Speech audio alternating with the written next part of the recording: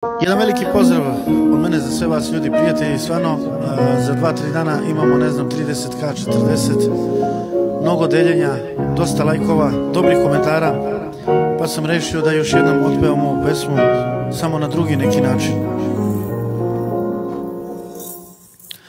Zar opet me zove, dolaziš u snove,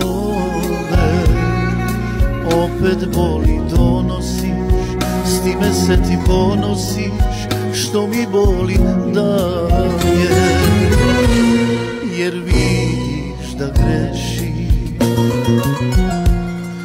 suzama me tešiš,